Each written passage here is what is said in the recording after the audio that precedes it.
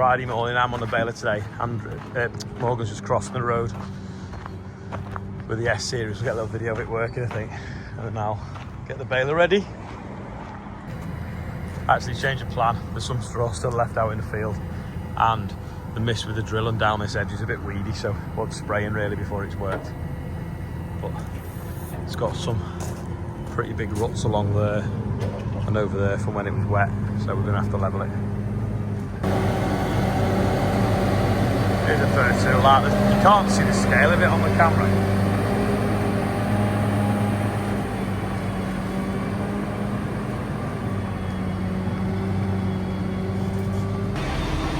Andrew and Oscar are taking these trailers back to Ashbrooks. I think there's one more to pick up as well of ours. Then I'll go up there maybe in a minute. I've just got the Zoom meeting at 10, so I'll get that out of the way first.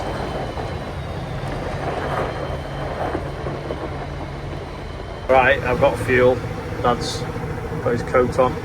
Had a bit of bad news yesterday. He said that he's too old to be able to operate on for his back, so been waiting for an operation for a year, and there's nothing they can do now. So he's a bit upset. I'm going to jack the seat up because for some reason it's gone flat, and we will set off and bale some barley straw. Now if we unhook that, then flick that and that, there's the back down. The last bale Rob did though broke, so this should fall out, and then should be a nice bale behind it, but I'll pull the string out because then I'll rebale this. Feels dry enough anyway. It's about 150 acres here, so this should keep me busy for the most of the day. There's all the bits of broken bale, fell out around the field, so I'll scoop them up in a minute. That'll do, considering it's off the headland. Doesn't look windy, but there's quite a bit of straw blowing out the front. It's a bit bumpy this field. It is nice, the baler on this tracks though, because it's got a bit of weight behind it. Doesn't get thrown about too much. For no apparent reason whatsoever, that shear bolt's just gone, so I'm just swapping it now. Must have just worn out. Back going again now. I don't think it had been tightened up because it obviously failed. Rob said he changed one the other day, but he didn't have a socket with him, so he had to tighten it with water pump pliers, so I don't think it was tight enough, and it obviously waggled loose. So I've made sure that there's a ratchet here, but not the right size socket, so James's lads went and got me a socket set. But I've just ordered a ratchet, a 13mm and a 17mm to live in this toolbox, because when it came it had sockets with it and all the stuff, but yeah, I don't know what happened with it. There's the dust over there, doesn't look wet, but he's just standing up the headlands where it's a bit grassy, just to make sure it's definitely dry. You can see him, can you, when you go past? Behind the hedge, Oscar. There he is. Some of these rows are dead little because they were after the New Holland combine, and some of them are bigger because they were after ours. We're slowly mopping them out. Only 61 so far though. Probably half to 3/4 of a ton of straw per acre.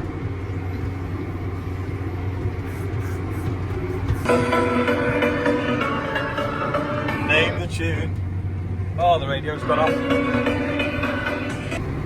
Shove this one out of the way, and then come back up and get that bit of straw that it dropped on top of. That's it now. I can go around here now and get that, and then it won't block the machinery that comes in the field next.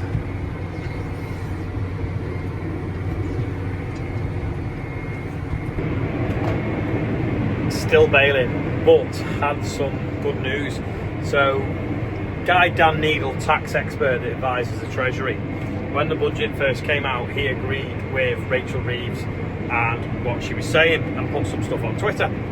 Anyway, a few of us were like, well actually this is how it really is.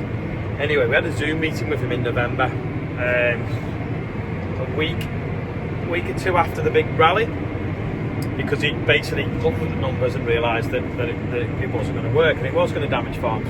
So he was on side.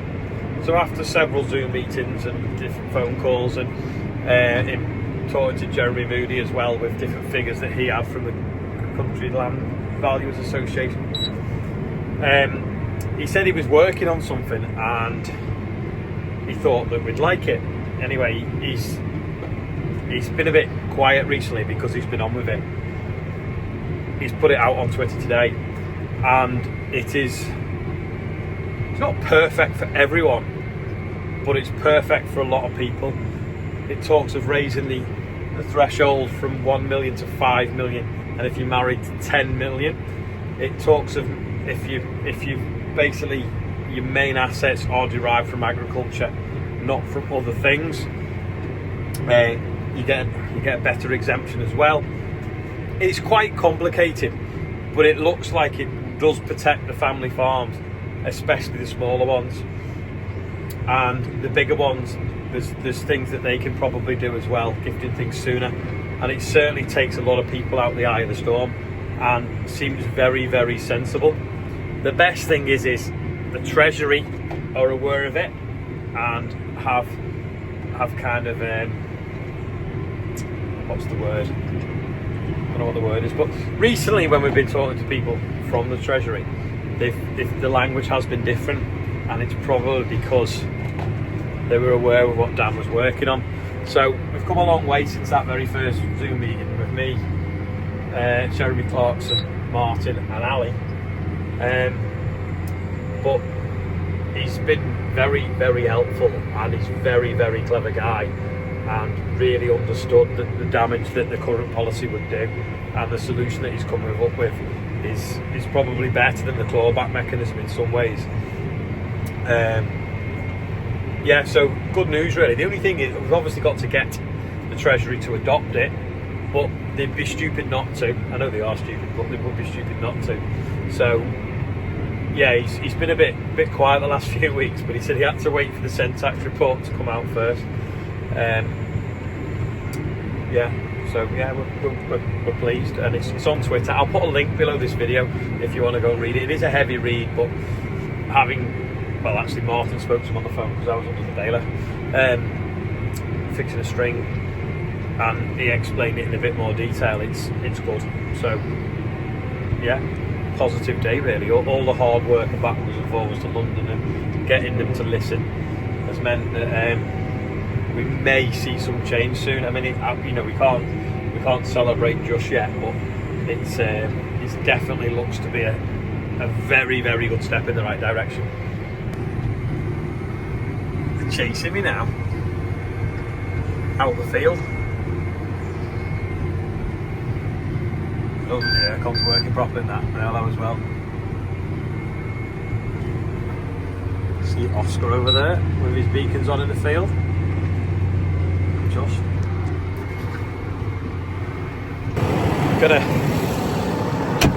Gonna drop the baler off here.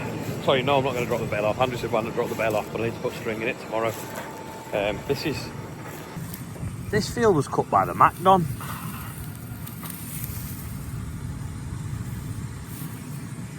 Maybe they could have gone a bit lower.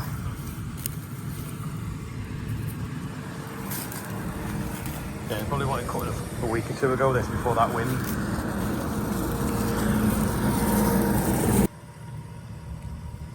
Let's try and jet this Bale.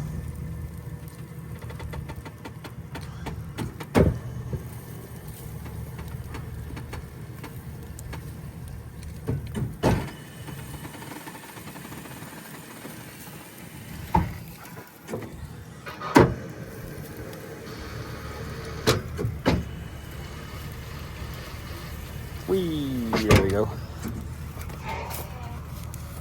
Maybe one more.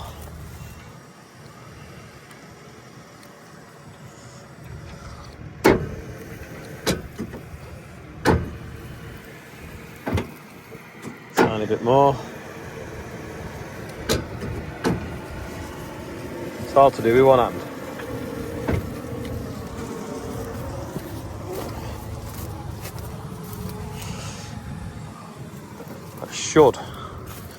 Should roll off if I start quick, I think. It's 7:30. It's not the brightest of days now, That's a little bit green. So's that field over there. And the ones that way were only cut yesterday. So I'm going to head back now. Andrew's going to get the last few bales. Oscar's nearly finished turning the second to last one there. So we'll resume again in the morning. Carry on. Now we are homeward bound. Quick fill up with diesel. Chris and Danny have just been waiting for me on the way with. And then I don't get dieseling first thing in the morning when I'm ready to go. And I'll spring it up as well. While we've been baling, John is just, well, he's not back yet. He's just out cutting Bill and Joe's canary grass, so here it is.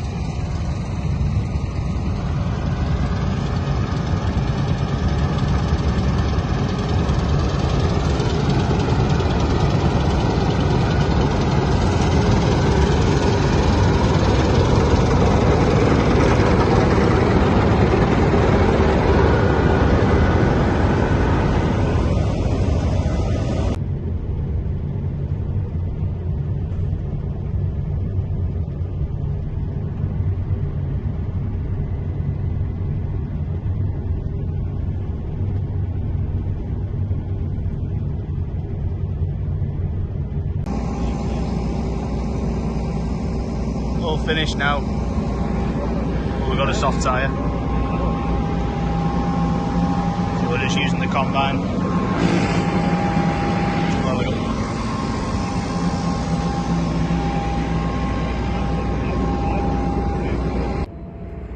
Yes, that's the canary grass cutting. Anyway, I've just realised get more light. I've just hit 150,000 subscribers. So amazing. So if you haven't subscribed, you could do it. It'd be a bit more than 150,000. But thank you to everyone that's subscribed. Anyway, I'm going to do the birthdays, which is that way. Only a few on today's birthday bumper. We've got Ian Powell, 61, and JJ is 12. I think they've tried all week and got it wrong. So maybe they've been the anonymouses and they've not written it in the right place. Maybe, I don't know. And John Harrison, to my granddad, would have been 110 today. That's her age, obviously. He did die 40 years ago, 40 plus years ago, but yeah, 110, nuts. I didn't realise it was so close to my dad's birthday. My dad's birthday is the 23rd, so what will he be this year? 77. Anyway, John's not back yet from cutting that, but you've obviously just seen him cutting the canary grass. But yeah, that's all for today. Thanks for watching, and I'll see you tomorrow.